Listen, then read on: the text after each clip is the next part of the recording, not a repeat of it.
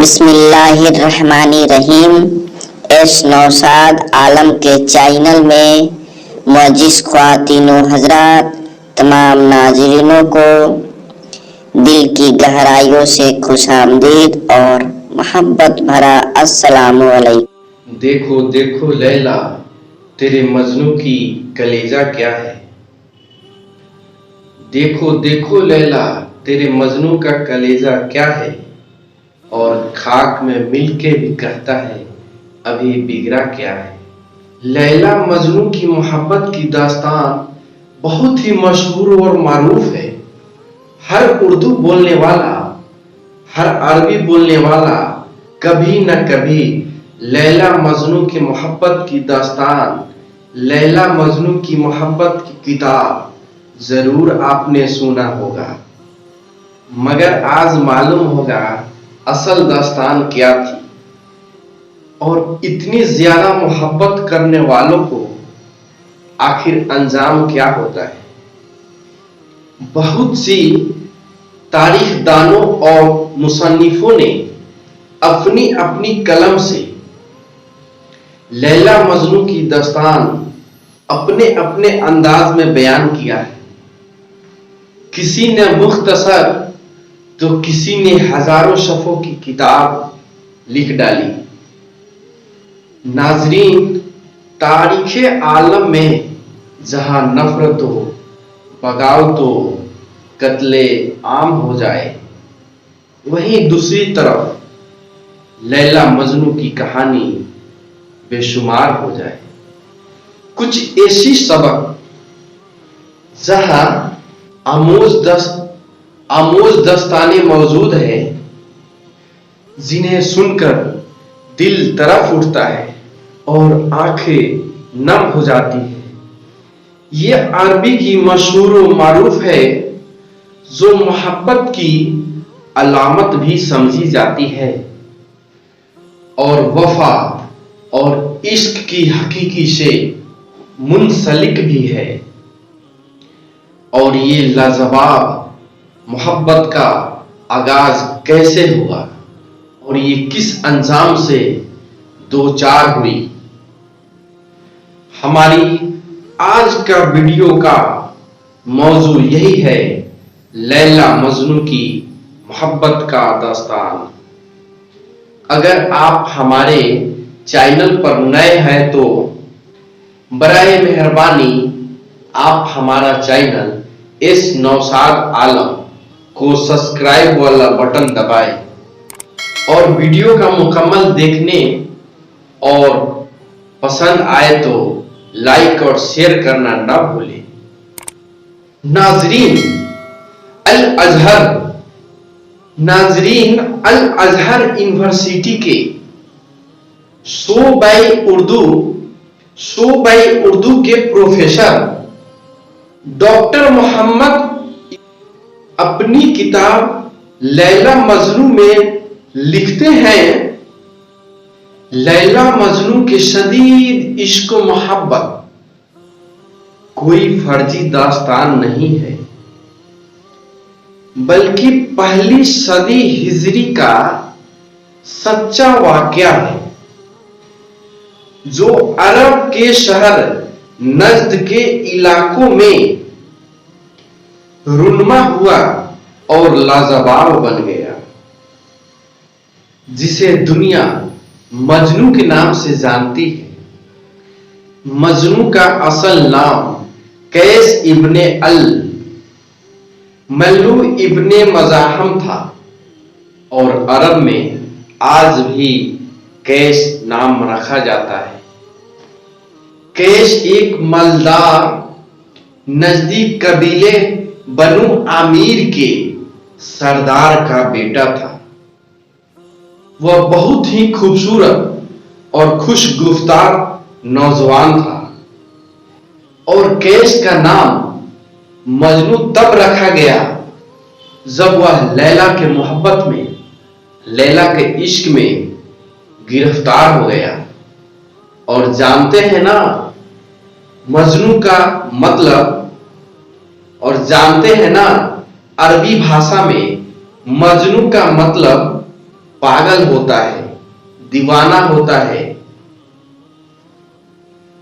और लैला का नाम लैला बिनते मेहदी इब्ने साद था। अरबी और इब्रानी में लैला का मतलब काली रात होता है, क्योंकि लैला बहुत ही काली स्याही थी, काली सूरत वाली लैला। यह बात कई किताबों में मशहूर है। लैला और मजनू दोनों बचपन में बकरियां चराया करते थे और साथ बैठकर बातें किया करते थे। और लैला मजनू साथ ही एक ही मदरसे में पढ़ने के लिए जाया करते थे और दोनों में बहमी उल्फत पैदा हुई और दोनों में इश्क और मोहब्बत का परवान चढ़ा। और मजनू की तवज्जो तालीम की बजाय लैला की तरफ रहती, जिसे उस्ताद से मजनू को सजा मिलती। जब उस्ताद की छड़ी मजनू के हाथों पे पड़ती, उधर दर्द लैला को होता। लैला को मजनू के नाम लिखना और मजनू को लैला को नाम लिखना बहुत ही अच्छा लगता। और उस्ताद ने ये बात लैला और मजनू के घर वालों को बताया, जिस पर लैला की मदरसा जाना और घर से बाहर निकलने पर पाबंदी लग गई। और इसी तरह से वक्त गुजरते गया और उधर मजनू तड़पते रहा और कहता, जब लैला के घर से गुजरता हूं तो मुझे लैला दिखाई नहीं देती। अमरू मिना दयारी दयारी लैला, लैला की दरो दीवार के आगे चक्कर लगाता हूं। मजनू कहता है, वल कबीलू जल जिदारा व जल जिदारा, कभी इस दीवार को चुनता हूं, कभी उस दीवार को चुनता हूं। वमा हुब्बु तियारी सगमा, लोगों ऐसा पागल नहीं हूं कि दीवार से मोहब्बत करता हूं। मैं तो सिर्फ इसलिए दीवार को चुनता हूं कि कहीं लैला के पांव वहां से गुजरी होगी। एक दिन फिर मजनू का नजर लैला पर पड़ गई तो पुराना जख्म ताजा हो गया। पूरे शहर में आग की तरह फैल गई। लैला और मजनू एक दूसरे को चाहते हैं, एक दूसरे से मोहब्बत करते हैं, एक दूसरे से इश्क कर बैठे हैं। उधर लैला रात की अंधेरी रात में आसमान की तरफ नजर उठाती और कभी रोने लगती, कभी मुस्कुराने लगती। तो लैला की खादिमाएं और कनीज समझ जाती कि ये कैश की याद कर रही है और कैश के लिए तरफ रही है। उधर कैश मजनून बनकर शहर शहर गलियां गलियां घूमता था, फिरता था। लोग उसे पागल समझते थे। कई दफा तो वहां के छोटे छोटे बच्चे, वहां के छोटे छोटे शरारती बच्चे मजनू के ऊपर पत्थर चलाया करता था और कहता था, ये पागल जा रहा है। और मजनू की जुबान पर हमेशा यही याद रहता था, ओ लैला, ओ लैला, ओ मेरी लैला। और मजनू कहता, ओ मेरे लोग, लैला से मुझे मिला दो। और जब कभी लैला घर से बाहर निकलती तो लैला के इंतजार में कहीं दूर जाके फटे पुराने कपड़े पहनकर वो बैठ जाता और यही रट लगाए रहता, ओ मेरी लैला, ओ मेरी लैला। और जब लैला घर से बाहर निकलती है तो बच्चे कहने लगता है, ये देखो देखो लैला की आशिक बैठा है। तो लैला समझ जाती है कि मेरा कैस उधर मेरे इंतजार में बैठा है। इस कदर कैस की हालत देखकर लैला उदास हो जाती थी कि मेरा मजनू, मेरा कैस किस हालत में हो चुका है। लैला के दिल पर छुरियां चलती और वह बेचैन हो जाती थी। एक लम्हे में कैस से गले मिलना चाहती थी, मगर घरेलू तशद्दुद से डरकर वह दरकिनार हो जाती, क्योंकि जब भी मजनू से मिला करती थी तो कैस को सजा मिलता था।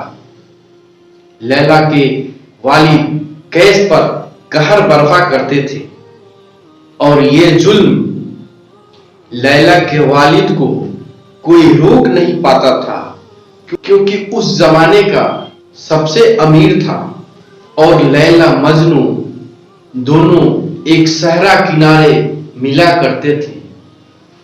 जो खुफिया तरीकों से मुलाकात होती थी और इसका आगाज लड़कपन में ही हो गया था, यानी जब कैस 15 बरस का था।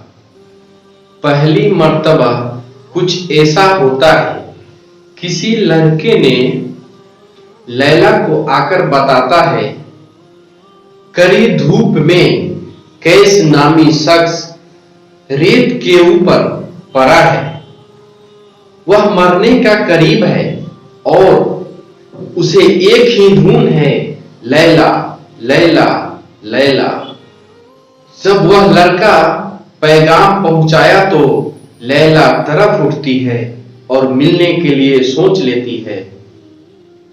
तो लैला की कनीज लैला की दर्द समझती थी और हमेशा उसका साथ देती थी और वह तसल्ली दिलाई, तुम जाओ और कैस से मिलो, मैं यहां सब कुछ संभाल लूंगी, और जाओ तुम कैस को संभालो।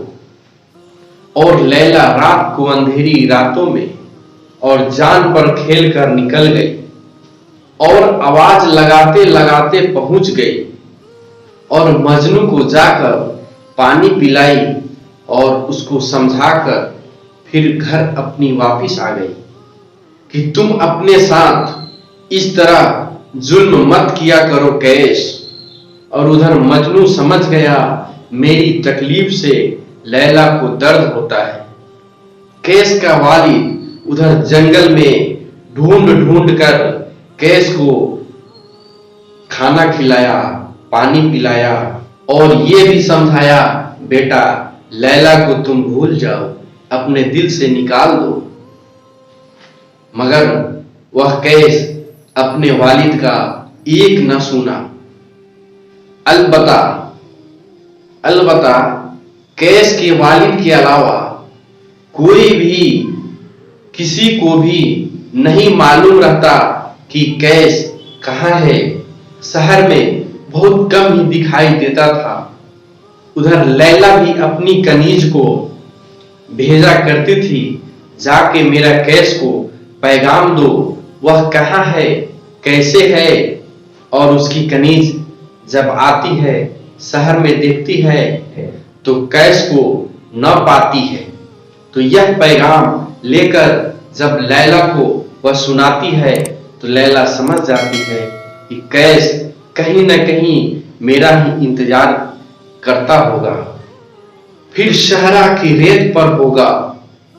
फिर लैला और उसके कनीज जब जंगल निकलते हैं, जब रेत से होके गुजरते हैं तो क्या देखते हैं कि कैस वही एक दरख्त के नीचे बैठा है और आहे भर रहा है, लैला लैला लैला।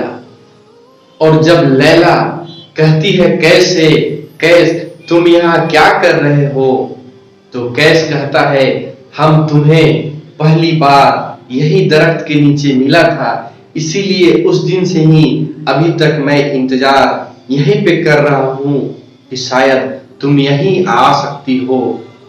इसीलिए मैं यहीं अभी तक तुम्हारा इंतजार कर रहा हूं। और उस दिन से कैस का इंतजार वही दरख्त के नीचे रहता था और कई साल गुजार चुका था वहीं पर। और उस दरख्त के नीचे कैस और लैला को मामूल हो गया था मिलना। अब मजनू का हालत सुधरने लगा और बहुत ही खुश रहने लगा, होशो हवास में रहने लगा। और वह शहर में थोड़ी देर के लिए ही आता था और वह कभी कभी चूड़ियां खरीदने लगता। और जब लोगों ने मजाकिया लहजे में कहा, लैला से तो तू मिल नहीं सकता, ये चूड़ियां किसके लिए है? और एक कैस, लैला तो अब तुमसे मिलती भी नहीं है, मगर ये चूड़ियां किसके लिए है? ये चूड़ियां किसके लिए खरीद रहे हो? मगर कैस बहुत ही खुश था। चूड़ियां खरीदकर तोहफा में लैला को देने के लिए बयाबान शहरों में उसी दरख्त के नीचे जा पहुंचा। कैस की खुशी को देखकर लोगों की शक में डाल दिया और मशहूर हो गया। मजनू से जरूर मिलती होगी, तभी तो इतना ये कैस खुश रह रहा है। तब उसका पीछा लोगों ने पड़ गया। फिर वही देखा कि लैला और मजनू दरख्त के नीचे बयाबान जंगल में एक दूसरे से मिल रहे हैं, बातें कर रहे हैं, दोनों खुश है। तो फिर शहर में आग की तरह फैल गई कि लैला और मजनू दोनों एक दूसरे से उस जंगल की रेत में मिला करते हैं। जब ये बात लैला की वालिद तक पहुंचा तो लैला की वालिद ने समझ गया कि अब मैं उस मजनू को, उस कैस को जिंदा नहीं रहने दूंगा।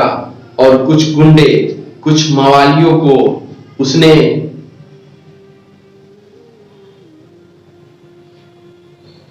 किराए पर लिया और उसे पैगाम दिया, इस कैस को तुम्हें मारना है, क्योंकि ये शहर को छोड़ के वो कहीं दूर चला जाए। जब ऐसा ना हो पाए तो तुम उसे बाद में मार दो, लेकिन मारने का पहले इरादा मत रखना। उधर कैस को मालूम हुआ कि हमारे पीछे गुंडे लगा दिए गए हैं, तो कैस बोला, अब सच्ची मोहब्बत का इजहार करने का मौका आ गया है। इससे अच्छा मौका मुझे कब मिल सकता है? वो ऊंट पे बैठा और सवार होके लैला के घर की तरफ कूच गया। और जब लैला के घर के आसपास पहुंचा तो लैला के वालिद ने देखकर कहा, ये शिकारी खुद यहां तक पहुंच गया है, अब तो इसे ढूंढना भी नहीं पड़ेगा। और गुंडे उसे बहुत मारते हैं। उधर लैला की नजर खिड़की से जब पड़ती है कि कोई शख्स को किसी ने मार रहा है, और जैसे ही मजनू जब गिरता है जमीन पर तो क्या देखती है? वो तो मेरा ही आशिक है, वो मेरा ही दीवाना है, यानी मेरा कैस है। और आहें भरती है, चिल्लाती है,